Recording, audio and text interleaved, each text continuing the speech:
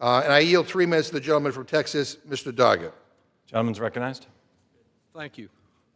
This rule further erodes the system of checks and balances that has served our democracy so well.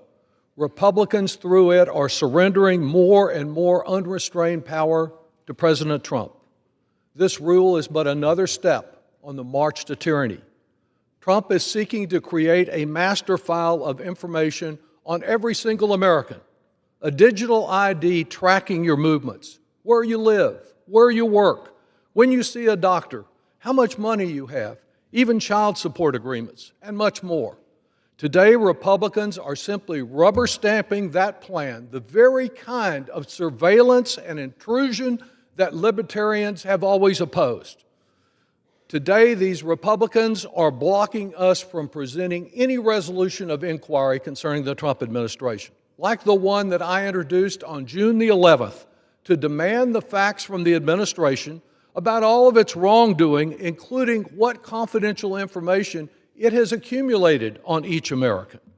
Your data becomes fully public and available to President Trump, even as the Epstein files remain fully buried. Republicans are keeping the American people ignorant of what Trump is doing with their private data, ignorant of how he may use it against his political enemies or his business competitors, ignorant of what he may do if you've ever expressed any criticism of him, his family, his policies, or maybe you just expressed support for someone that with his latest whim he is opposed to. Now he will have a master file that includes you to persecute and even prosecute. Too intimidated by this self-proclaimed king, Republicans are empowering what could become a police state.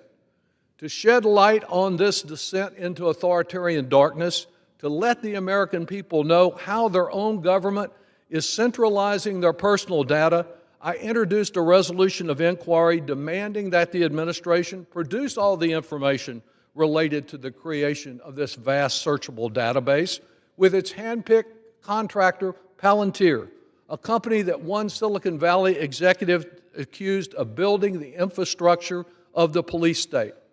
I do agree with one Republican, Representative Warren Davidson, who does believe in freedom and has described Trump's deal with Palantir as dangerous, and has said when you start combining all these data points on individuals into one database, it really essentially creates a digital ID, and it's a power that history says will eventually be abused, and with this administration eventually will be very soon. A vote for this rule is a vote to bury the truth and allow the federal government to track Americans and invade their privacy with no restraint. I strongly urge my colleagues to stand up for freedom and reject this rule, and I yield back.